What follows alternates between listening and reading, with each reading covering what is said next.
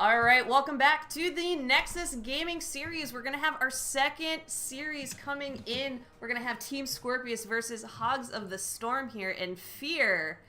Our first map is going to be quite an interesting one, I would say. Yeah, Brax sold out. Super excited for this. Not going to be what we saw in our last series, I think. Probably going to be an explosive start. This map has changed a little bit recently. It's a little less snowbally, but you know what I'm always looking for here is the Ragnaros pick. Love Ragnaros. Love him here. Love to see it. Yeah, I mean, Rag would be quite the pullout of a hero. I myself have my own favorite hero to pull out here, but I talk enough about that, so we won't worry about that necessarily just now. But we're just getting the lobby set up. So to catch people up on what happened during coin flip, we had Team Skorpious winning the coin flip, choosing first pick here on game number 1 and banning out Voskaya Foundry, while Hogs of the Storm picked map number 2 for the evening, which we will save for then, but they did ban out Sky Temple. Yeah, Sky Temple and Volskaya banned out. Sky Temple, known to be a volatile map. So just something you don't want to even bother practicing. It's really difficult to come back on Sky Temple when you find yourself down. So that's not too surprising. A map that some people like to avoid. But we're gonna see some great picks about in Braxis. This is what I truly love about Braxis, and I've harped on this a bit while casting in the open division, is the Braxis meta is totally its own thing. Genji and Muradin rise in priority massively. Basically any hero that can jump over walls, that can rotate between top and bottom lane very quickly. Another strategy that was popularized for a bit is you go double global, something like Dahaka Falstad. You have the Dahaka rotate down, creating a 4v5 situation on the one of the points and an advantageous fight. And then when you win the fight, you have the other global, use their global to rotate back up and not miss any of that soak. So be interested to see if we see anything like that, see if we see a Rag, you know, anything strong zone control like a Probius or a Rexar. This is Division C, so not totally outside the realm of possibility and not really necessarily bad. I mean, anything that can control a zone well on this map is powerful. Yeah, and speaking of zone control, taking out that Alex Straza, that Dragon Queen, definitely part of that wheelhouse, so taking that off the table. Not even that, but even just the option of Lifebinder for surviving any of those team fights, or Cleansing Flame to help push opponents off any objective, are both very strong options here. We're going to see the white main ban in response. Team's still not entirely ready to bring her here into the Nexus, although she might have had an impact here given how focused on brawling this map is. Being able to get those numbers to, you know, get that damage in, get that healing in. Yeah, I feel like she could be effective, but just the nature of Braxis, there are so many picks that are so effective right now. Raynor being banned out. I mean, you're talking about Yrel, Diablo, Decker, Kane are all available right now, which are probably 3 of the high priority picks. Phoenix, Blaze are all available. So most of what I would consider the real power picks in the meta right now. Johanna is strong, but maybe not as worthy of ban as we see. So I think we're going to have a lot of high power picks in here, and I do like the Diablo first pick coming out of Skorpious. Yeah, lots of places where that Shadow Charge can absolutely be devastating here. Fire Stomp providing vision through those walls, providing a lot of that healing. Diablo, definitely great. Lots of other heroes that can follow up on that pick. But I do like the response, Blaze and Deckard, for, again, that control of the Scroll of Sealing for those roots, the jet propulsion, and simply the wave clear that Blaze brings to the table. I do as well, but I am going to sit right here and parrot something that Caldor said earlier today in HGC, which is allowing Diablo Yrel together is absolutely terrifying, but Team Skorpious not opting for that, opting for Malthael instead. who personally I play the offlane role when I'm playing, and Malthael very strong right now, a little bit estimated and underrepresented, and he performs well into Blaze, and he performs well away from the wave if you go die alone at level 4. When you're away from the wave and fighting 1v1 as Malthael, you can win almost any matchup. Yeah, definitely very interesting to see what that ends up bringing to the table with all those factors built in. And the Stukov coming out. We're having quite the support choke right now with Stukov being taken off the table, Alexstrasza and Whitemane as well. Deckard picked up 4 Hogs of the Storm, which isn't leaving too many options there for Team Skorpious, so we might see something like that Malfurion. Sometimes even we see something as crazy as that Lucio here, given all the walls to be able to skate upon and get that speed boost and help with rotations, but it's not the largest map, so I'm not necessarily sure we would see that coming around. Yeah, I think Malfurion will probably be the pick. A strong combination is on the Malthael. A nano boost in Malthael is actually one of the most insane things in the game. That being said, Ana herself is really vulnerable and would struggle struggle a lot into the Blaze ETC. I feel like those are tanks that have the ability to penetrate the backline easily and lock down a backliner that doesn't have any form of escape. So although I think she synergizes with the Malthael, it could be a risky pick. And Oriel's Gul'dan, something we didn't really think of. The hack can go on Malthael. This is a bit of a older style strategy, but Gul'dan is really strong on Braxis. Oh, absolutely. The constant damage coming out from Corruption.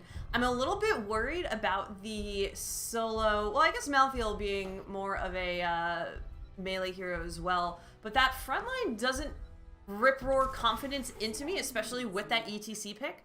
I'm going to have the follow-up Li Ming, so double mage coming out for Hogs of the Storm here. Which, I mean, if you can land something like the Ring of Frost to make it really easy for Li Ming to hit those disintegrate targets, or even have that water elemental to slow them down and keep them in range to really get those picks, will be interesting. But this Yrel, as you mentioned, is the big question mark for me, because can Malthael really keep up that battery, or are we going to maybe see more Gul'dan fill that role? Yeah, it's going to be interesting. The double mage is interesting. It's very all-in. It's very all-in of a style, although I feel like it could excel into Phoenix, Oriel, and Malthael. I feel like Diablo's a little harder to blow up, but this backline is definitely something that they could get some damage out onto, and if the resets start coming in on Li Ming, it's going to be terrifying. So, very all-in style, but it is Braxis holdout. So, again, we have a bit of a burst versus poke, which is similar to one of our earlier games we cast in an earlier series today. So we'll see how these two teams match up. Yeah, and we are getting into game number 1 just now. So let's take a look at these teams in full in the blue. We're going to have Jazzy on that Diablo, Select Draco on the Ariel, KV Strike on Gul'dan, Inathy on that Phoenix, and following up the draft is Smoky Dragon on Malthael. And on the right side, we have Hogs of the Storm. We have Jax Taxman playing the Blaze. We have Neemon on Li Ming. Deckard Cain is going to be played by Dead Latin. Tolkus Champ is on the ETC. And Pokemaster J on Jaina. And very expected to see this 4-1 split from both teams sending their offlaners to that top lane. Well, they'll probably just be hanging out, having a grand old time by themselves for most of the game. The immediate flip, though, from Jazzy onto Tolk there, getting a bit of damage onto that ETC, but instantly healed up from those healing potions from Deckard Cain. You know, likely not the pick, but just showing how willing to maybe brawl Team Skorpious is going into this matchup. It's going to be interesting. I'm going to be keeping an eye on ETC a lot in this game. An aggressive slide in, and wow, way more than enough to finish off Phoenix. Didn't think that was going to be the case. Thought that was a bit of an aggressive slide. And what I was going to say is keeping an eye on how squishy Tolkus is made to look by this Skorpious team. But that slide, I mean, just goes to show half a second stun is more than enough for Li Ming and Jaina to do their work. Yeah, and I mean, there might be squishies, but if those squishies take out or are taking out, that ETC, has a little bit less to deal with. So a great pick coming out there in the early game. We're going to see the members of Hogs of the Storm grabbing this bruiser camp to try to control this bottom lane. And I think this is where most of the action is going to be, allowing Malthael and Blaze to really kind of just hang out in the top, let that play out as well. And when the opportunity really strikes, to see an aggressive rotation from either team to try to get the flank on the opponent. Yeah, and Smoky Dragon, we do have a pause coming out here, but Smoky Dragon had an aggressive positioning there, waiting to see if Jack's Taxman rotated onto his own camp, but not pushing onto the point. So I think this is actually smart by Smoky Dragon. Smoky Dragon waiting for level 4, waiting for Die Alone. That is really when you can 1v1 the Blaze on the point, as long as you can make sure you're getting out of his AoEs there. Just gonna have a bit of a pause, but I feel like Hogs of the Storm does have a bit of rotational advantage headed into this first phase. We are gonna be getting back into the game here, but they just have a slight bit of rotational advantage, getting this camp, not missing any soak in the process, and now they're gonna be able to take control of the bot beacon for now. Yeah, taking control of it, allowing time for the members of Team Skorpious to grab their own siege camp to add additional pressure to the bottom lane. But I am quite curious to see who ends up holding here longer, who's the first to break to try to make the rotation up to the top lane, or if we're going to simply see Malthael or Blaze kind of win one over the other. But so far, they both seem pretty even up. The healing capabilities of both from the other, the percentage healing from Malthael from that Blaze as opposed to the oil spill healing on the opponent, I think will be evenly matched. So I think it's about who gets the kill really down here in the bottom lane. ETC again with that aggressive power slide to finish off the kill onto KV Strike. Selic trying to get the stun in response, but it is not there. Takas champ getting low on that ETC, as we talked about, a bit softer than other front lines, but still claiming the point, being healed up by those potions coming out from Dead Latin.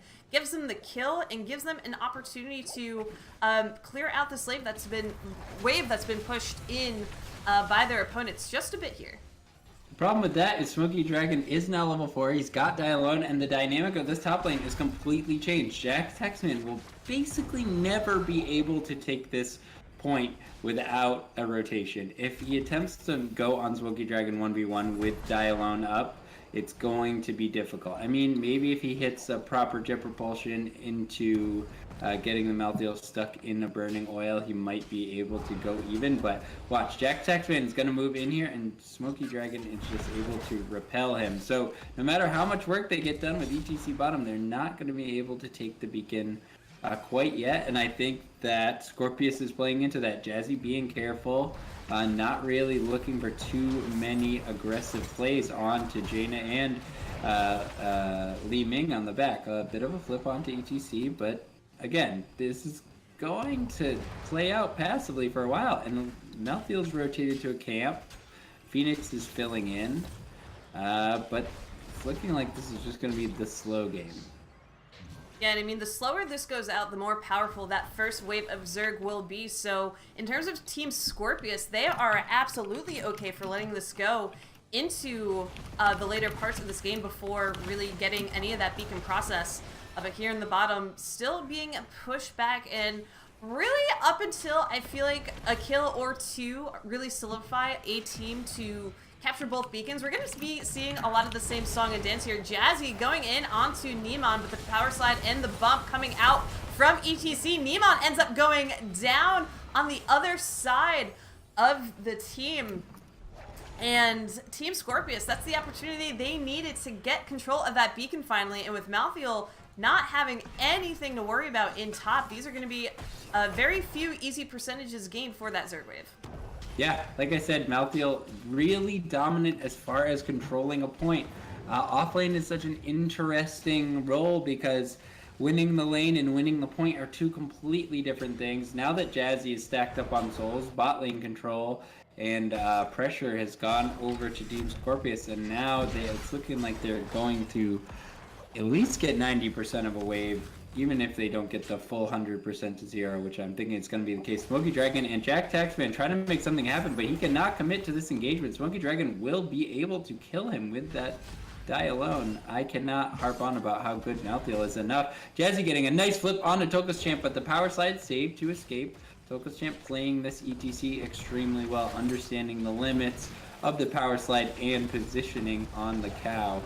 Jazzy taking a lot of damage from Jaina, going to be doing the slam. Wow, ETC getting slammed into the wall, the stun just enough, and a nice pick there from Team Skorpious. Yeah, Team Skorpious, again, we're even on kills right now, but they have been very methodical in their picks. Jazzy going in, picking that target, and the full team following up there.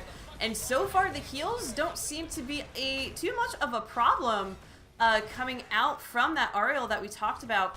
But for now, we haven't really talked about the wave clear potential of both these teams, and both of them, you know, with the Blaze, with the Jaina in favor of Hogs the Storm, but you have the Gul'dan, the Ariel, the Malthael, the Phoenix.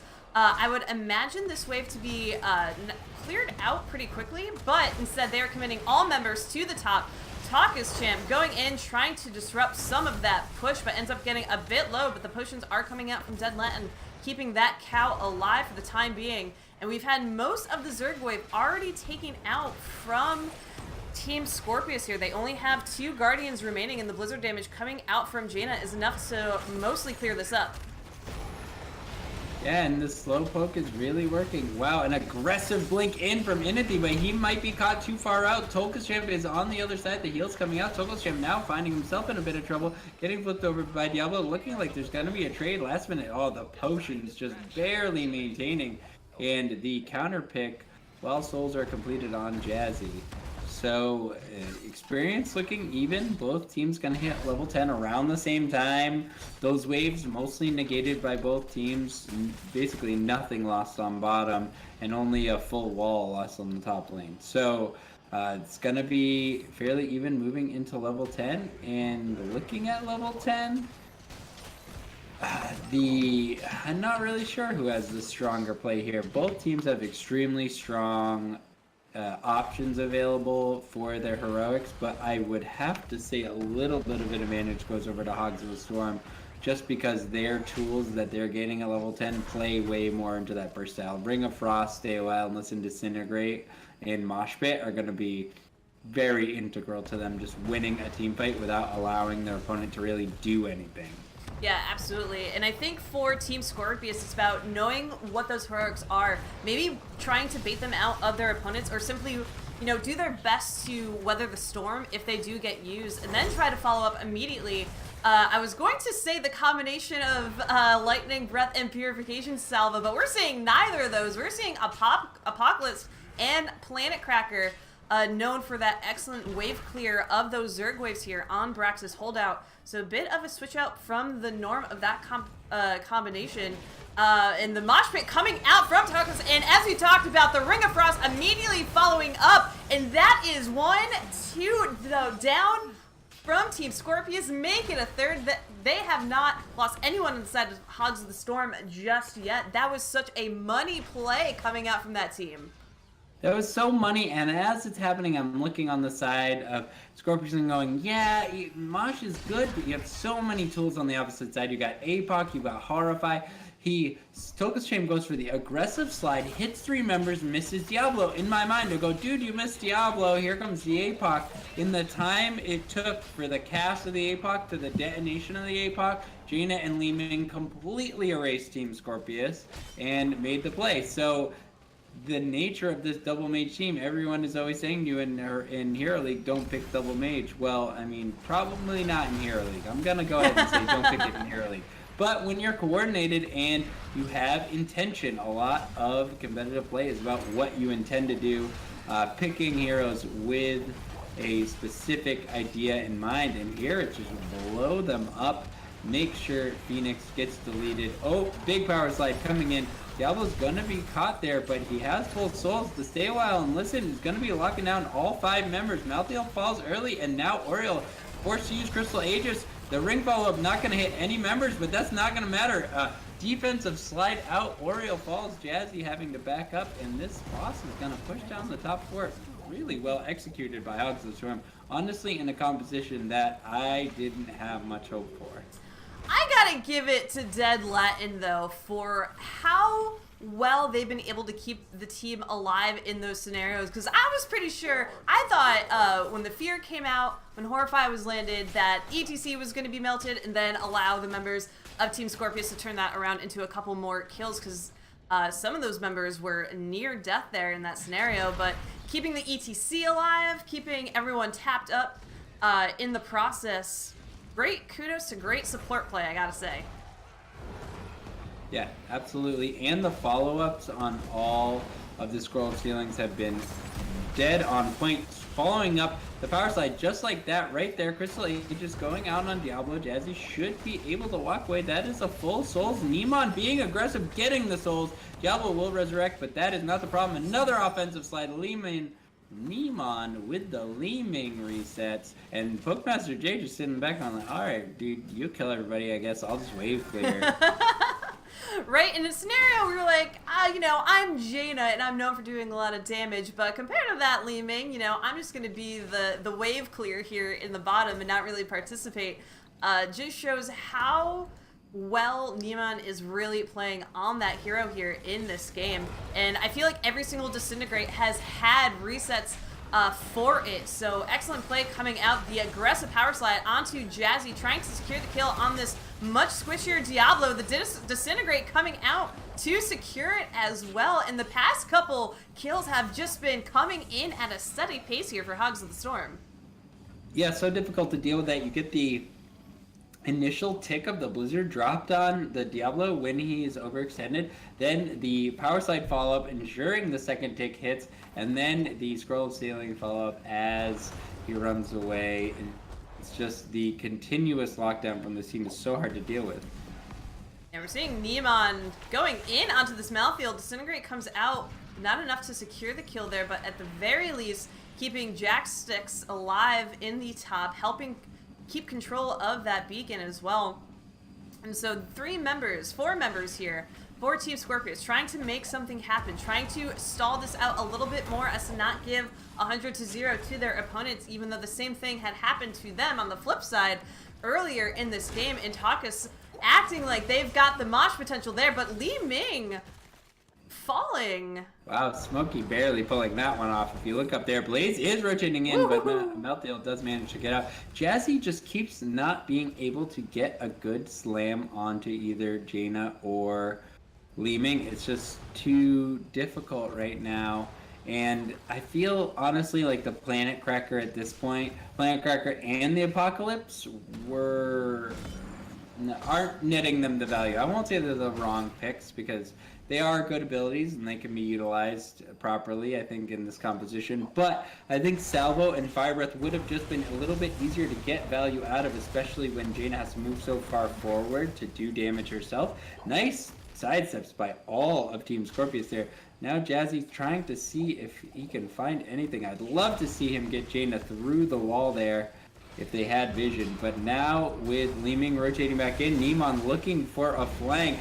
The wallbang is going to go on to Leeming, and the mosh pit's going to come out, connect on the 3 members, and not be interrupted. Follow up by Stay a While and Listen. Oh, a nice wall hit on to Neemon, getting out with just about 100 HP, but the kill comes in Dominance and the reset. Selic Draco low on the back end. Tolkus looking to escape, somehow surviving. Jazzy's now finding himself too deep. He's going to fall in the back line, while Blaze falls in the back line of Skorpious, but Gul'dan doing so much poke damage. Pokemaster J needs to be careful. And wow, Deckard sustained the power slide, catching Diablo in the choke. The Deckard sustained, like you said earlier, just shining there. Yeah, absolutely. And Blaze did fall to Smoky Dragon in the top during all that as well, so giving Malthael the opportunity to push into this fort for the time being, getting the advantage in the top lane. But for now, ETC still holding on, knows that 2 members are still down here. Has that support from Dead Latin, though. For the time being, Inathy going to try grabbing that siege camp to create a bit of additional pressure here in the bottom, where at this point, they're not going to have too strong of a Zerg wave, so anything is going to help them push that. But the real star here is the Zerg wave coming out for Hogs of the Storm. 100% for them. So even though the Zerg wave for Team Skorpious isn't anything to laugh at, this is going to be a big push going into the keep gate here in the top lane.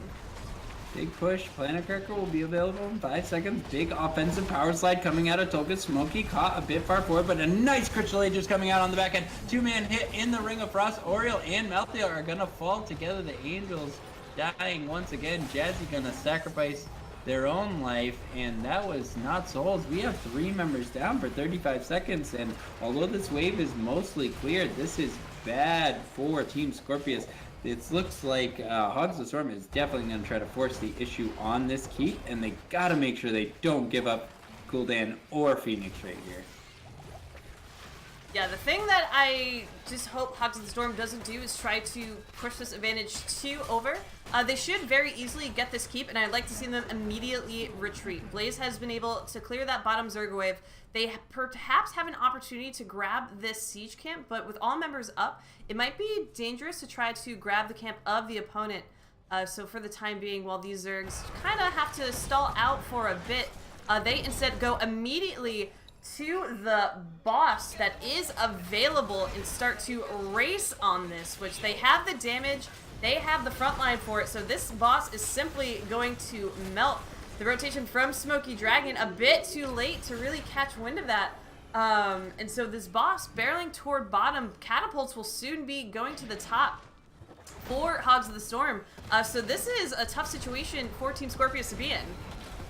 I think the Hogs of the Storm has to be careful. They are very deep here. They are kind of chasing on Smoky Dragon. Haven't got much of an initiation. Blaze is being flipped and thrown over in the wall. There are towers on that middle wall. Do not forget the Apocalypse comes out and a big Planet Cracker splitting the team. They cannot walk through that. Toka's Champ trying to make a defensive slide out. But now the team of Hogs of the Storm is all split up. A combination on to Decker, but the counter ring hitting 3 members. Jack Taxman barely falling. That's a 2 for 0, and Nemon on the retreat, but Inathy not wanting to let the members escape. 3 for 0.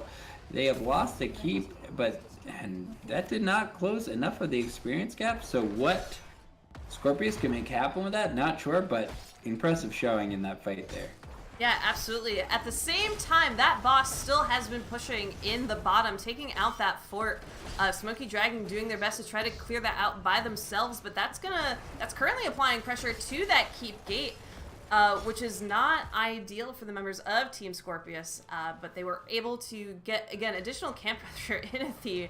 Finally, Hearthing getting really low from defending there.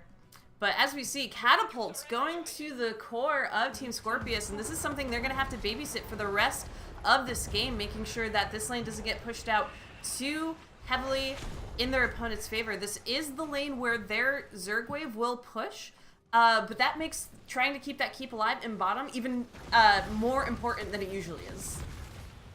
Yeah, and I really feel like what happened there was Hogs of the Storm just overcommitted themselves. I think we read it as it was happening. They almost had the catch on Malthael, but really the initial catch wasn't there, and it just turned into a prolonged, sloppy team fight. And I think what Hogs does not want right now is to find a fight when you're 75% of the way through level 19 towards level 20. You do not want to engage right now. You want to be playing defensively. I don't even think you want to really be invading, as it is risky, and you don't want to be fighting on even talent here. Not to mention you get some insanely powerful level 20s coming in from Hogs of Storm. Yeah, level 20 is the name of the game, and that camp that they were able to steal will again create pressure toward that keep. Team Skorpious looking like they're really not sure where to commit their resources to. Should they try to defend a beacon? Do they want to commit 4 members to clearing this bottom lane? Is Phoenix going to get trapped up here in top is the question. Inathy backing up, knowing that the rest of the team no longer has visions on Hogs of the Storm, who are going to control of both beacons, at least for a little bit before Smoky Dragon can convert this one on the bottom. I would have liked to see an ultra aggressive rotation there onto that Phoenix, but it's looking like Hogs of the Storm is actually going to catch out the members of Skorpious. Not quite. They did have a bit of a wrap, but wow. Gul'dan delivering a lot of dot damage. Horrify used just for safety, so maybe not necessary, and that could come back to be a factor in the next team fight. 67 seconds on cooldown. So now I'm guessing Skorpious wants to play a bit of a runaround game. They're down that major heroic, and Hogs of the Storm knows it. So Hogs of the Storm, again, has level 20, has the heroic advantage. I would like to see them insanely aggressively. If they can manage to catch a Phoenix right here with a power slide, that would be huge. Backing off, though, really wanting that perfect engage. They have all their ults available, but when you're looking for that perfect engage, it can be a bit apparent to your opponent. When you're looking for that perfect mosh, it's one of the most difficult things about playing late game ETC. If you're looking to go with an aggressive slide, that's it. All your opponents are going to read that as you move forward. Yeah, and Hogs of the Storm, even though they have this 100%, it's going to push bottom. They were being careful because they aren't necessarily so far ahead that a bad engage couldn't lead to them losing this game that they have been dominating so far. They do have that keep exposed in the top, so an initiation that wasn't entirely perfect for their standards could have resulted in several deaths on their team. So I like the call of being patient and not trying to put the cart before the horse, so to speak, and get the kills before they really make themselves available. But this Zerg wave is the focus here as it's pushing hard into this keep, and this keep is going to fall. The beautiful mosh pit coming out, but the Horrify to disrupt it, followed by the APOC.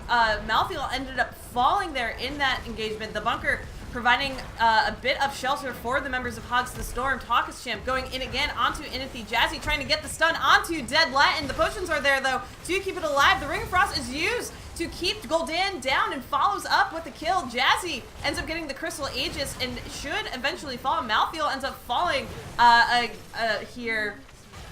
And that is 4 members down from Team Skorpious. The GGs are coming out, and that was the perfect engage they wanted, even under their opponent's core, to solidify their win on game number 1, Feared.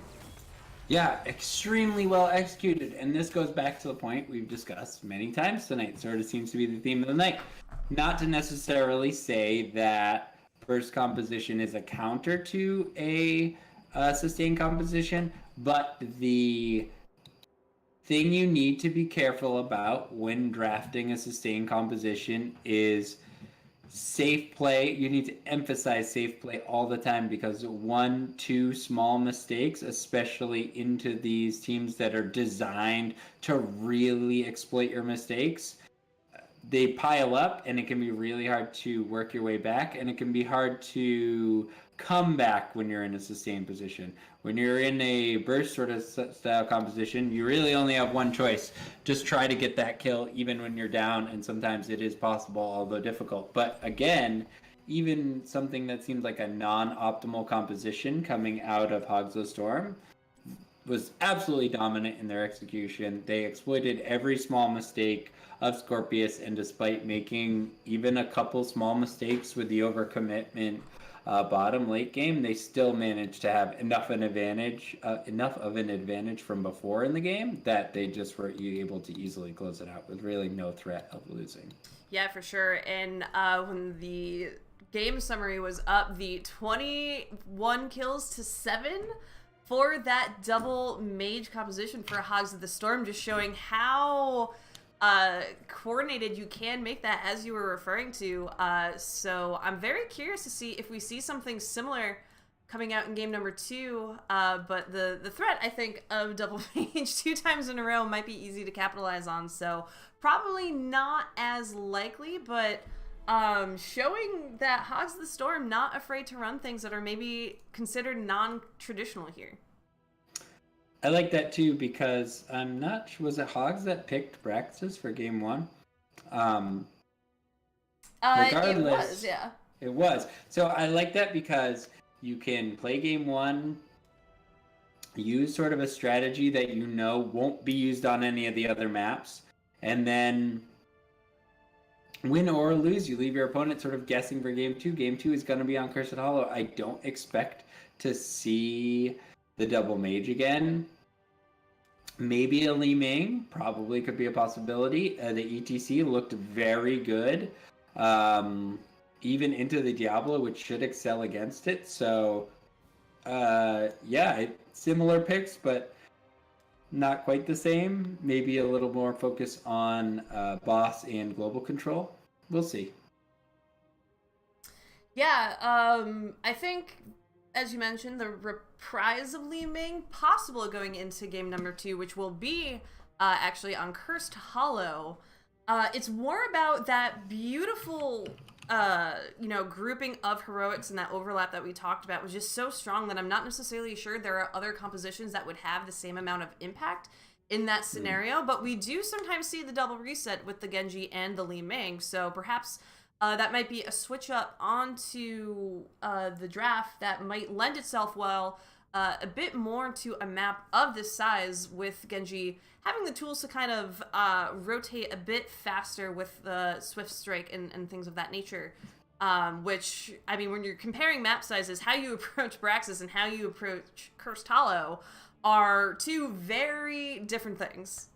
Yeah, they're totally different things. Like, Braxis is about wave clear, like easy rotations and zone control, where Cursed Hollow is about global control, poke for the objective, and boss control. So, and ability to take mercenaries and do PvE objectives. So it's sort of they're sort of as close to opposite as you can get, because they take a lot of the factors of Heroes of the Storm, and the different maps focus on which of those factors are going to be more important. So to see whether that affects the draft too much, I think will be interesting, because if Hogs of the Storm really has completely different hero sets ready for this map, I'd like to see it. Or it will be interesting to see if the last game was really just comfort picks with a bit of a twist that just availed them because they're so particularly and mechanically strong on those individual heroes. Because they were very mechanically strong on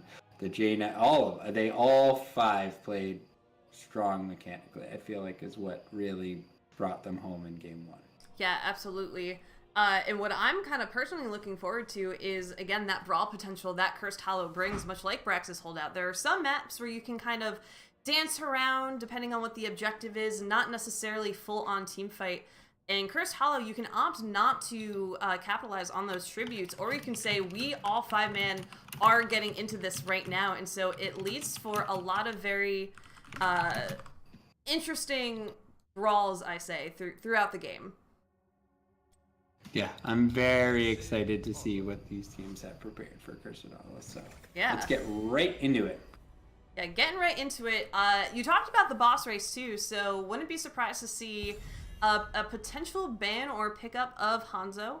And also, given the size of the map, I know Dahaka is usually the global that we go to, but every once in a while we still see the Falstad pickup. So if mage-style heroes are kind of the favorite of Hogs of the Storm, I know a lot of people play Falstad in a very kind of magey way, so perhaps seeing some of that come out as well.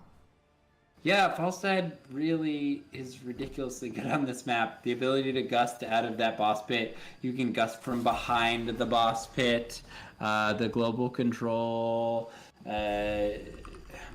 Falstad does struggle a bit into the burst meta. Does struggle into mages. You do have to pick him a bit later. But I feel like he could come out here and get a lot of value. Dahaka as well. Dahaka controls the boss pit with his presence, his ability to pop up into that bush right behind the boss pit and get a lick is really not to be underestimated. I've done that so many times, and you just revel in it every time. You're like, you are too close to that bush, my friend, and just reel him in. So Raynor, Whitemane, in the initial 2 bans, I honestly, I feel critical of this Whitemane ban in every game, especially after our interview after the first game and talking to the players saying, well, it's good if you need a support that fits in a composition that has no CC. That's sort of more of a niche thing, something you're working out later down in the draft. So the first ban, especially in this meta where, again, I'll keep saying Diablo, Deckard and Yrel exist in, who are now all available, I feel like the White Man and Asmodeus might be a little bit misplaced. Yeah, maybe a bit misplaced. There's the Dahaka that we talked about.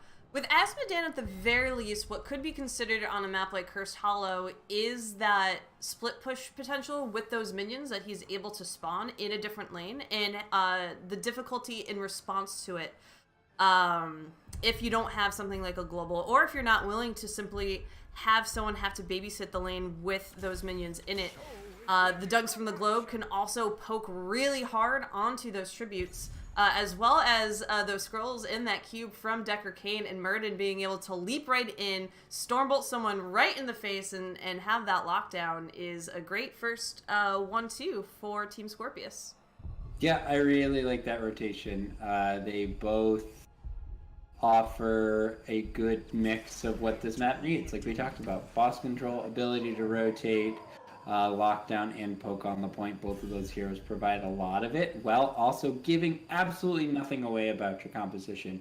Deckard and Murden are just generic, strong, bearded men that are gonna, but they're not gonna give away what your strategy is here. What's the strategy with a Murden Deckard? Being solid is the strategy. You can shift this into a dive composition with the Deckard follow-up Murden Stormbolt initiation, or you could sit back, turn it into a bit of a poke, or something in the middle. I expect to see something a little more balanced.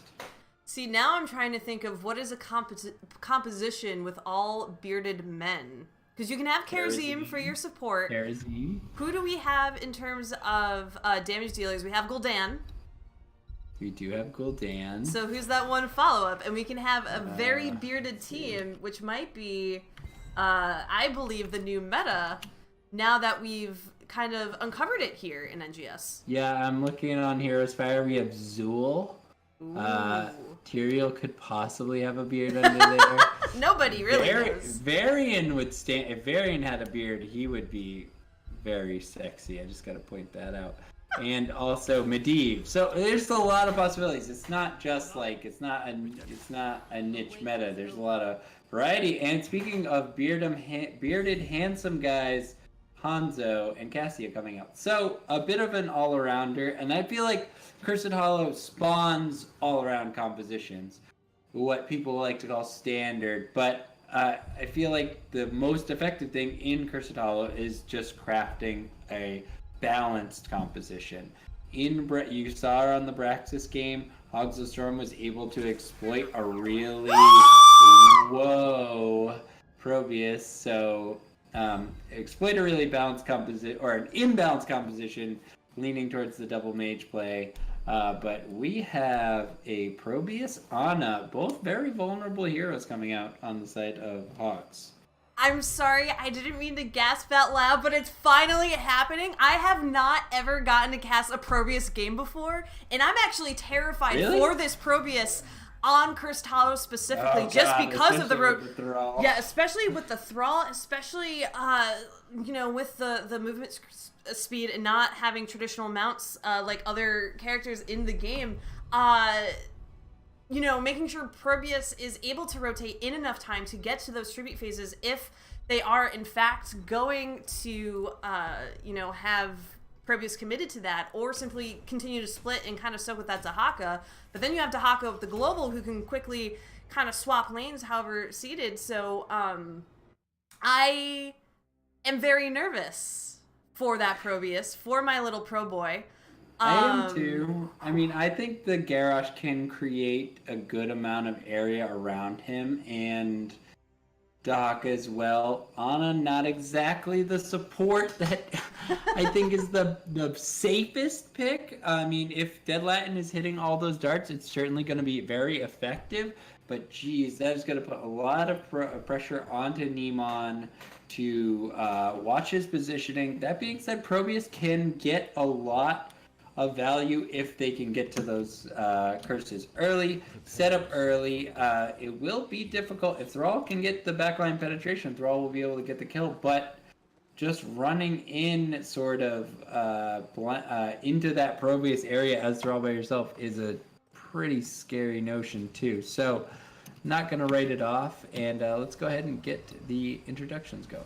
Yeah, sure. So trying to get a win here, Team Skorpious. We're going to see Select Draco on Decker Kane, Inathy on Hanzo, KV Strike on Cassia, Smoky Dragon on the Muradin, on the Thrall, and Jazzy on the Muradin. And on the right side, Hogs of the Storm trying to close this out with a 2-0. We have Jax Taxman on the Dahaka. We have Dead Latin playing Ana.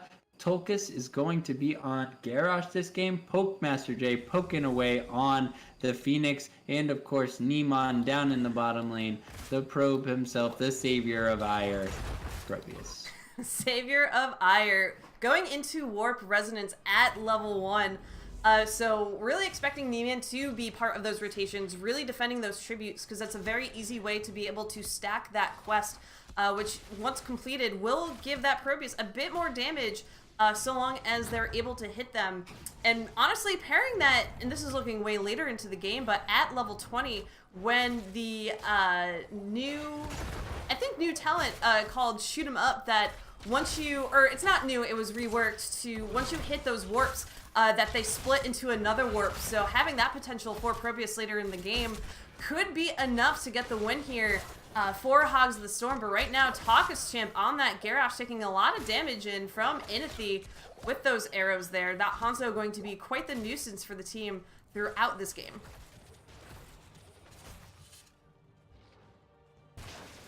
And I think you muted yourself because I see you talking. Oh my, sorry.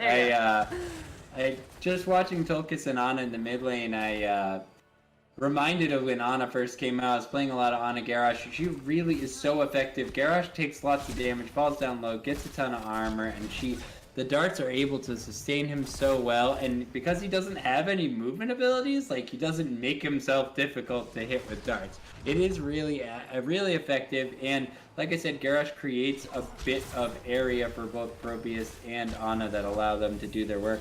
And here comes Pokemaster, just getting a little more poke in, but to be honest, none of these lanes are really going too far towards either side. Both teams hitting level 4.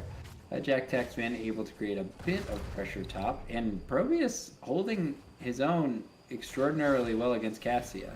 Yeah, being able, I think, to juke a bit of Cassia's dive potential in that damage is going to be key to make sure Neemon doesn't necessarily take too much damage in this lane. But being able to use those warps to zone to keep Cassia at bay is exactly what any good Probius player should be focusing on, because it's really tempted to simply throw out the warps to try to hit somebody, but it's even more important to use those really as that zoning tool that Probius is really meant for. So we're going to see Probius slowly rotating to a camp, actually. I think the dynamic might change a little bit with the Ring of the Leech for Cassia down the line. We'll see. We have 2 camps coming out of Hogs of the Storm, so as long as they're able to effectively poke and control this area, but I believe that Skorpious realizes that Probius has not yet arrived. Tolkis champ is caught out. The stasis coming out by Jack Taxman. I don't think he has essence available. There's 0 essence available, so Jax is very low, looking to go down, but Tolkis with the good zone. Neemon has arrived, looking to set up. Is there a little late? But like you said, setting up those warp rifts, just zoning out the enemy team, and now this is sort of exactly where Hogs want to be. In a situation where they can control the area, their camps are pushing on bot and mid. This is a difficult situation for Skorpious. They're gonna have to force the issue soon, but if I was Hogs of the Storm, just play back. Gets the lick on the Smoky Dragon. There's a KV Strike moving in. Jazzy taking a lot of damage, as does Tolkis. Jazzy getting under 100 HP and actually falling. So the curse was picked up in the middle of that fight somehow, but the camp value. Let's take a look at the bot lane and the mid lane. The wall almost completely falling in mid, and those siege giants starting to do work on bot. Yeah, great distraction from getting those camps at that last minute. And given that the members of Team Skorpious didn't want to respond, it's given Hogs of the Storm quite the advantage in level, but the flip that went out onto Smoky Dragon from Tokis, the damage trying to come out there so low. The dart from Ana misses. I'm not sure. That was a healing dart. Yeah, it was a healing dart. But I was like, trying to hit Smoky? I'm not sure. Like, maybe it did a little damage. I've done that many a time. I'll heal you to death. Oh, it didn't work. Didn't work. But close pick off there onto that Thrall. And we're seeing a little bit of an experience lead, as we mentioned, for Hogs of the Storm because of those camps. Not available this time around. So we're going to have to see maybe if Team Skorpious can again try to elongate those fights and sneakily get that tribute pick in. Or if we just see an all-out team brawl coming out for them, trying to get picks onto their opponent. Yeah, Jazzy a bit far forward, trying to make sure it creates its own. But now the team of Skorpious is split. Smoky Dragon and Jazzy on the top side. I do not think they're going to be able to contest this effectively, or this fight is going to be interesting to say the least. Muradin is stunned in the back line, but Tolkas and Pokemaster are pretty far forward. This is a bit of a split fight. Smoky Dragon on the back line, so this is a wild sort of surround. I think that Hogs could turn back and focus on Thrall. He's trying to get poke on Ana. Jazzy taking a bit more damage, gonna have to back up. The Ana healing grenade coming out, negating his third win for just a second. Stormbolt connecting. This is a very tense poke fight.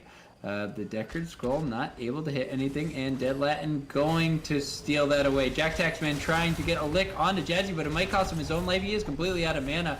Oh, nice Leap Dart saving the life of Jack Taxman. Muradin sacrificing his own life to try to protect his team, and they will slowly disengage. At the slow disengage, and we are even on the board now for tributes. But in terms of experience, almost a whole level now for Hogs of the Storm, slowly building up. So Team Skorpious going to have to focus on not giving those kills for those tributes. They know that they can, if they needed to, give up this tribute, it wouldn't be a curse. They can try to catch up in experience and then simply all in on the remaining tributes to prevent their opponents from getting that curse against them. And I like the call to get these siege camps for Hogs of the Storm as well, simply to add again to that pressure that they've been building up all over the map during this game. Yep, and also taken on the side of Skorpious there, should be able to get more value depending on how long this tribute phase goes, but it's going to look uncontested. So honestly, their Siege Giants in the top lane are going to get no additional value from what they normally would. Probius sitting here at 7 stacks on Warp Resonance, so maybe a little bit behind where they'd want to normally be, but they're looking at a 9 to 10 advantage, just playing a bit conservative. There are a lot of quests in this game that are looking to be completed from level 1. Ooh, and we have a Null Gate coming out of Probius. Yeah, not that Pylon. I'm not sure in this case. So Pylon, absolutely great for being able to poke off of things like objectives. So I would have thought to see it, and I'm wondering if Tolkas knows about this boss call here. Is gonna go in and check it into the face. The roots coming out from Deckard, trying to get the kill, but Unstoppable comes out. Garrosh is going to get away, and that is information given to the side of Hogs of the Storm. We see Phoenix and Dead Latin coming here. Is there anything they can do to stop this? The Purification Salvo is going to come out as well. They have the level 10 over their opponents, and they are going to come in, get a kill on a Muradin, and steal this boss. That was a great check from Tolkas to be able to help the team make that call and get that advantage here. Yeah, the quick rotation coming out of the team. Phoenix and squad arriving just in time. The level 10's not quite there for Skorpious. Super unfortunate. If they had only known, they would have disengaged. Dead Latin rotating by himself up top to capture that point. That is actually a little bit sketchy as Smoky Dragon coming down, locking the solo Thunder, but low on mana. I don't think Smoky will be able to really pursue this kill. He's just too low on mana. The Sleep Dart misses, and now Ana, or Hanzo could be in trouble rather, being grabbed by Dahaka, but now it's turned into a 4v2, and Jack Taxman with the moves. Nice step out of the Dahaka route, and to 2v4, Jack Taxman takes the kill. We still do not, wait, I thought I was mistaken, but I'm not. We have the classic ult combination of Nullgate and Eye of Horus coming out here. This boss just took a keep. Was not paying attention to that in the bottom lane. Tolkas and squad just push up right through that keep. Eye of Horus. Eye of Horus for the win, and that win of getting that keep this early into the game is huge for Hogs of the Storm, being able to then work down this gate. That's catapult pressure now for the rest of this game, and the members of Team Skorpious only just recently got 10. The null gate is going to go out to force the disengage for them as well. Dahaka is already sitting up here ready to grab this tribute, which honestly for either team this would be cursed, so this is going to be an important one, Fear. Yeah, this is very important. If Skorpious does take this, the waves are so far pushed into them, they could get loads of experience and catch up by a ton. Jazzy moving up, taking a little bit of the armor reduction. Inati now in a bad spot, getting a good scatter arrow, but the ultimate coming out of Phoenix, so much value, and now the team of Skorpious is going to have to back up. Tolka's champ taking a lot of damage, but the curse, the pressure is on. I mean, Skorpious wants to end through that bot lane, and they've already lost the keep at 10 minutes. This is difficult. They are going to have to rely on Hogs of the Storm, probably making some mistakes, but I just don't see it happening. They've had such thorough zone control, and I feel like the Ana and Provius play have both been just top-notch. They've been playing safe enough to not be caught, and that's really a difficult proposition in this level of play. Big engagement starting. The Indomitable going out on Garrosh, taking a bit of damage, but not going to threaten him. The Lornado not managing to pull in anyone or separate them. And these Warp Rifts doing an amazing job. Wow, tons of damage coming out of Probius onto Smoky Dragon and Inati there. The double Warp Lift, double explosion onto two heroes. They both got chunked to about 30% from full. Yeah, that was a lot of damage coming out, and like we were kind of talking about before, the quest on Probius still what I would consider pretty low, sitting at 13 stacks. But the thing about taking that questing talent is that if your opponent knows that, then they're less likely to walk into those rifts, and then simply you can zone with a bit more comfort that they're not willing to step into them. And so it's a little bit of a mind game that I think has netted them a lot in this game. And as of right now, they're going to grab this boss, maybe try to get that top keep as well, taking all of these down. There's a lot of pressure in mid and bottom simply from the minion waves and those catapults coming in. And right now, 13 to 16. This is looking really difficult for Team Skorpious, and I'm trying to think of what they can do to possibly alleviate some of this pressure and the damage they faced so far in this game and last long enough to catch up on talents and maybe have a fair fight for the first time in most of this game. I mean, they basically need to get a catch with the Valkyrie or the Lornado. That is a pretty good Lornado. Ana getting pulled in by the Valkyrie, but it's not quite enough. Garrosh just managing to walk in with the Indomitable and getting out of there. But wow, a huge three-man root. Thrall comes in with the flank, getting the three-man Feral Wolf, but on the backside, we have the scan coming out from Phoenix. Inati taking a lot of damage. Pokemaster managing to finish him off, as well as Murden. Just split focus, and the boss is wailing away on top keep meantime. Does not look like he's going to have enough damage to finish that off, but the members of Hogs of the Storm are moving in right behind, seeing if they can finish it. They say, no, let's back up. Let's regroup. We've got, look at that, the mid keep actually fell. 3 catapults on mid, 2 coming up the bot lane, and really, this is Hogs of the Storm map to do whatever they like. Yeah, and I mean, the tribute's also going to be spawning in their favor there on the bottom right side of the map. So at this point, they're thinking, how can we create pressure continually everywhere else, continue getting these camps and making sure we have as much of an advantage as possible throughout the rest of this match. They are quite a ways away from a curse, though, since they just got one. So that's 3 tributes that they would have to get. But the question is whether or not they want to end the game before they even get to that point. They're starting to clump up here in the bushes by the boss, thinking that Team Skorpious might try the Hail Mary boss call to get back into this game. Yeah, I believe they are going to just look for a boss play to end the game. Whether or not they can get a pick first, or they're definitely looking for a pick into the boss play. They're not going to just initiate on this boss.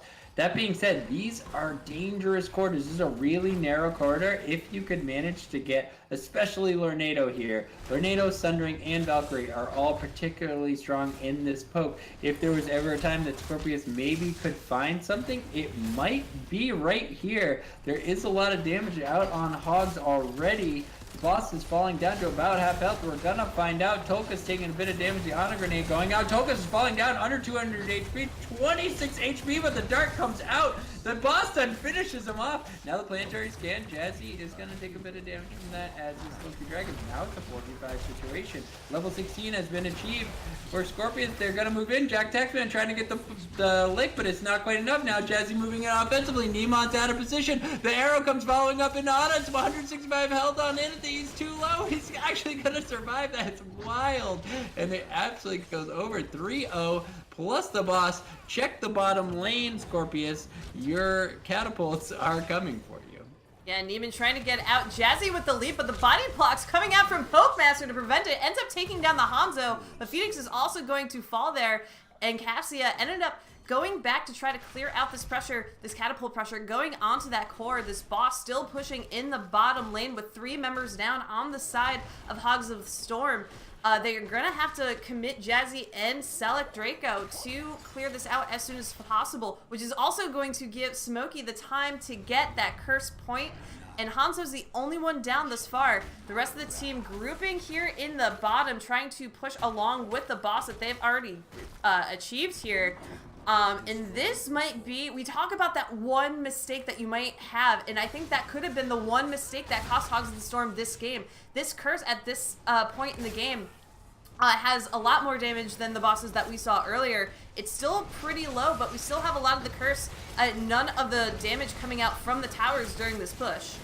Yeah, this absolutely could be deadly if some picks start to come out on the side from Team Skorpious. We do have a stun going on at Jack Taxman. We need to see that Lornado Valkyrie separation like we did before, but I think it'd be advantageous for them really to just back up here, even out the experience. Try to get a keep if you can get a pick, but just play patient. Don't force Smoky Dragon getting thrown in. Probius getting the kill, and also Pokemaster taking a lot of damage, but Hanzo with the Dragon Arrow pick. Tolka's taking too much damage, and now we're talking. The curse is out. There's no creeps here to defend for Hogs, and it's looking like Jazzy barely gonna walk away. This keep should go down. Select Draco very far forward, falling below 500 HP there on the Deckard, and just an evacuatory Lornado as Murden falls. A little bit of an overcommitment. I would have liked to have seen, they were playing smart. Thrall really waited to capture the curse in the top. Then he walked towards the top lane, which is all at 1 HP, then walked away without soaking it. I would have liked to see a little bit more of taking advantage of the massive amount of soak that was available when you have a curse against the enemy team and the waves are all pushed way into your lanes. Like, there's an insane amount of creep experience available on the map in that situation. That being said, they are closer to level 20, but Hogs of the Storm is making the move onto their own boss, and I don't think Skorpious is ready for this whatsoever. They don't have play of the game. They don't have any globals. They have no idea this is going on. They might have it sniffed out. The rotation coming in from Hanzo, Sonic Arrow follows, but the rotation is too slow. They wouldn't be able to do anything about it, and that is a boss now heading toward that top lane. I also just want to quickly point out that that null gate onto Jazzy earlier allowed the keep to get the kill onto Muradin, so great plays coming out from Neiman with that heroic. But right now, it has been good. It has been really good. Usually used defensively, but I like that use of it to try to secure that kill. But this boss, is this going to be game 2 going to Hogs of the Storm? Thrall coming up to help with the defense. The Null Gate coming out, but the boss simply is going to, given it was in its path, not really catch any members of the opposing team. This keep should go down very quickly, and it's whether or not Team Skorpious has the ability to get a kill. They Hogs of the Storm end up securing the kill onto Thrall. The Valkyrie did go out, and I thought it was going to result in a kill, but it did not. The Purification Salvo coming out to put on the damage a bit more onto Team Skorpious. The boss is finally dead. The Null Gate coming out to split the team in half for Team Skorpious. Lornado going out to try to dissuade any further push from Hogs of the Storm. Thrall is the only one to go down in that engagement. But what we still have are these waves pushing onto this core, and so they're going to back off. They're going to give this tribute up to Hogs of the Storm, who will be sitting at 2 and close to yet another curse point here. Yeah, this is basically the most super clutch sleep dart of all time into the tongue follow-up, just managing to get that great Thrall pick. The problem with the situation for Hogs of the Storm right now, yes, you have 2 out of 3 for tributes, and you have a triple keep play, so you have immense amounts of map pressure. The bottom camp is coming up. Hold on, it looks like we're gonna have an engagement in this choke, and Tolka's champ is caught, and like I said before, Lornado coming out, getting a huge value, dealing a ton of damage and separating the team of Hogs. Jack Taxman now on the front line taking a bunch of damage himself. He is stun locked, not able to use his essence or any defensive tools, and now Hogs is going to be on the back foot. The bottom boss is available. They don't have a curse ready right now, and they could threaten Skorpious could threaten to steal this game away once again. Smoky Dragon needs to be careful, not thrown into the enemy team. He's taking so much damage, they need to assist him, but he falls. Yeah, he ends up falling, and the fight is not done yet. The sleep dart going on to Jazzy. The door prop does come out, but Talk is trying to see if there's any way to get one more flip, securing one more kill, but it is for naught. But that's okay, because even though they lost that camp, they are going to have this tribute, and with a curse with no keeps, this is going to be fantastic for push potential on the side of Hogs of the Storm. The Thrall won't be available to help clear out those lanes, so Team Skorpious doing what they can for the time being to clear out as much as they can before they know their minions aren't going to be able to do anything. They're going to have to clear all of this on their own. They're going to try to grab a camp to try to alleviate that pressure, but the boss call here from Hogs of the Storm going to push that bottom, and that likely is going to be what finishes up this game and giving them that 2-0. Yeah, this feels like a Tomb of the Spider Queen moment, right? When it's like 22 minutes in, your keeps are all low and pushed out, and they just get that turn in plus boss. It can be really difficult to defend. I think they're going to have to try to run past and get a fight sort of behind or ahead of the boss. It might be a possibility. Gotta look for a Valkyrie pick or something along those lines. I think this 22-minute boss should be able to just march through the core, especially with no creeps whatsoever to back it up. Jazzy, nice sidestep onto the boss route, looking for something, looking for anything. But Tolka's champ getting the toss on a Decker Kane. Decker Kane getting slept in the back, barely manages to survive. Tolkas is taking a bit of damage, but the armor managing to clutch it out for him. He is popping the Indomitable, and again, just the Ana heals are so clutch. Like I said, the darts coming in, darts do such a significant amount of healing, and with that armor so high on Garrosh, it's like a visual trick. It's like, oh, we're gonna kill him, never mind. Oh, we're gonna kill him, never mind. And the game just goes, game 2 going over to Hogs of the Storm. Not quite as dominant as the first game. They definitely pulled it together at the end, but I gotta say, Skorpious offered more in terms of defense. Skorpious offered more in playing here. I really feel like yeah, just taking a look at the stats here too. Again, we saw the domination in kills coming out from Hogs of the Storm there, almost double that their opponents, and the siege potential, the sieging numbers coming out of that Phoenix. So much clutch healing from Dead Latin that we talked about, almost 95,000 compared to the 70,000 from Deckard, which is typically not what we see from supports, but proving that Ana, she's got the ability to get the numbers in and, you know, clutch that win here for Hogs of the Storm. Yeah, impressive play with unconventional heroes. I always like to see it, but again, not just picking Probius to meme, picking Probius with intention. Like I said, that's really, I've said it a lot of times tonight, but having a clear-cut view behind why you're picking something and not just saying, well, this is a comfort, so I pick it because it's, you know, I play it a lot and I feel good on it. Although Probius may be a comfort, well executed there.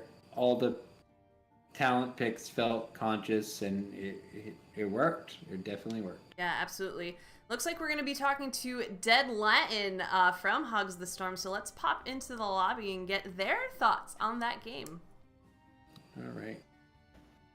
Dead Latin, congratulations on your 2-0 today. How are you and your team feeling after that? We're feeling really good. Really, what we were saying before that is just don't throw game 2. We've had a couple matches where we felt really confident after game 1, this one included, and then we got cocky and lost game 2 because of that. So it's nice to finally get a win in GS. Yeah, awesome. And we were talking about your support play for both of those matches. First on that Deckard, there were a lot of situations that we were pretty sure ETC should have been deleted, but you just had that those potions coming out, and then the Ana pick in game number 2 there. What made Ana the choice for you in that game 2? It really came down to the only healers I saw left were Stukov and Ana. And just like that we could play because all the other ones had been banned out because we were planning to go Deckard again, and then they took him. So then it came down to, honestly, I've been grinding Ana recently more so than Stukov, and I felt better on Ana, going Ana than Stukov, so we just decided to go with it. Yeah, absolutely. And I mean, talking about game number 2 too, when it came to not trying to throw, how did the Probius pick end up feeding into that whole scenario? Because I think we were very surprised by that pickup. There was quite the audible gasp from me, actually. So talk us a bit through that and what your team was really trying to commend with that pick. Well, really, we were looking to try to get some burst damage again, and then it came down to our Probius player really wanting to play him and not wanting to swap off and feeling good on Probius. Like, as I said for my Ana pick, he felt like he could really perform on Probius, so we decided if they don't, because we were actually going to go Probius game 1, but then the fact that they had Phoenix meant we weren't comfortable because he could just burst down the crystals. I forget what they're called. But then game 2, we said if it's still viable on last pick, then go ahead, and it was, so we went with it. Very cool. Fear, I will hand it over to you. So I have a question for you, and it relates, I thought about it a bit, but it relates specifically to what you said. So you said you've had trouble winning game 2s, especially after you felt confident in game 1. So you definitely looked extremely dominant in game 1, and you looked extremely dominant at the beginning of game 2 until you made the one boss call at the bottom lane, trying to close out the game at the end, and you got wiped by the enemy team. So my question for you is, how does your team react? What do you guys say in voice comms after a mistake like that? I mean, do you guys just say, okay, it was clearly just, I think, maybe a little bit too overconfident on a mistake? How do you rein yourselves in a situation like that where you've been dominant in game 1, you've been dominant in most of game 2, and suddenly a boss call has turned into a boss loss, which has turned into an enemy curse, and everything seems to be sort of surging up and coming against you? How do you guys discuss that, calm down, and make sure you recenter yourselves? I mean, I think it was the same thing for that, and also in Brax's when we won that, where we lost that one team fight right by their mid gate. It's really was our off tank player, Jax Taxman. He's saying it's just one fight, we're still up, we're fine. And then once they took that keep, I'm like, just play like you're down right now, to try to get rid of some of that cockiness and kind of inject some of that game worriness, and having taken some of the pressure off too of, hey, we're playing like we're down versus, hey, we just lost our entire advantage. So it's kind of a combination of, it's just one team fight loss, we've been winning the rest, don't worry, and just like trying to reset our mindset.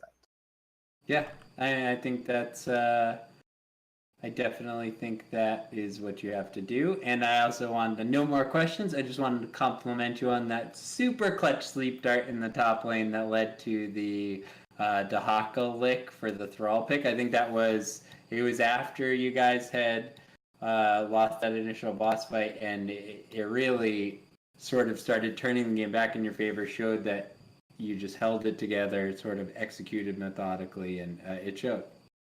Yeah, and honestly, I have to give it to our Dahaka player too, because when I saw they actually rotated up, I thought I was ready just to give it, but then we kind of were able to chip them down a little bit, and I feel like that plus I have Horus, I was just trying to stall with that, but then just it all came together, and in fact, our even the rest of our team was surprised we were able to get that throw pick. So I definitely agree it was kind of one of the turning points. I do. So you did drum up one more question because we didn't ask about the Eye of Horus. So was the intention there more that you thought you could get poke value, or was it more that you didn't really feel like you could get much nano value in your composition at all? It was more nano value. I asked our Phoenix player, like, do you think you could get value out of the nano? Yeah. And he said no. So I'm like, okay, that's fine. I'll go Eye of Horus, which I was especially fine with because they kind of had a little bit of dive. So if I could like hold back a little bit more, then that's kind of what Eye of Horus is for when you want to still participate. And especially on a big map like Cursed Hollow, it's nice in case you get caught with your team split to kind of help support anyways. Cool. Excellent. All right. Well, thanks again, Dead Latin. Congratulations. And before we let you go, we will give the floor to you for any shout-outs you have. Yeah. Shout out, first of all, to our university, because we are the University of Arkansas Esports Club. So thanks to them, and keep supporting us for our Heroes of the Storm endeavors. And then just to each of our players today, Neiman, who was the assassin, Tolka's champion, our main tank, Jack's Taxman on off laner, off tank, and last but not least, Pokemaster J also on assassin, just for sticking together as a team to get our first win. Is it Pokemaster? I was calling him Pokemaster. I feel like I've been insulting him. Nah, you're fine. I mean, he's playing Phoenix. Yeah. Come on, his fault. Nah, it's all good. Thanks, guys, so much for casting. Yeah, Yeah, absolutely. thank Enjoy the rest of your night. Thanks, you too. Thanks. All right, Fear. That is it for us tonight. Quite some games, I would say, and thank you for joining me on Sunday. Games. It was so good. It was so good to cast with you again. For the people who may not know you who are watching, why don't you tell them a bit about yourself, where they can find you on the internet if they want to see more of what you do? Yeah, so if you guys don't know about me, I'm Fear, or Recurring Fear is what my tag is frequently on all the social medias. I am a caster and streamer. I cast for Heroes Hype. I do the North American Open Division. I do a lot of the Heroes Hype Amateur Series, and I just recently did some Heroes Hype event. Looking forward to doing more of those, casting as much as I can. I am looking to get set up as an NGS caster. Also, I am the YouTube and content manager for Heroes Hype. So if you see any cool Heroes Hype videos, or you've ever watched anything on the Heroes Hype YouTube, I've definitely had my hands on that. If you want to check me out, I also stream a couple nights a week. Been playing a lot of World of Warcraft, playing some Protection Warriors. So if you're interested in seeing some Mythic Plus or stuff like that, you can check out twitch.tv/recurringfear. Also, twitter.com/recurringfear. I always post updates when I'm going live and stuff. Huge shout out to NGS and to you, Cat Beach, for having me on tonight. I had a ton of fun. And of course, always to my boy, Peace Demon. Just want to always give him a shout out. Eye of Horus is legitimately good now, and we'll be playing it. You heard it here first, ladies and gentlemen.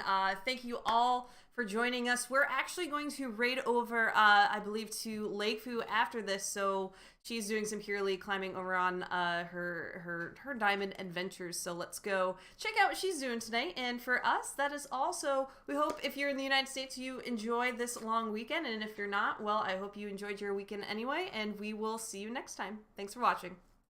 Night.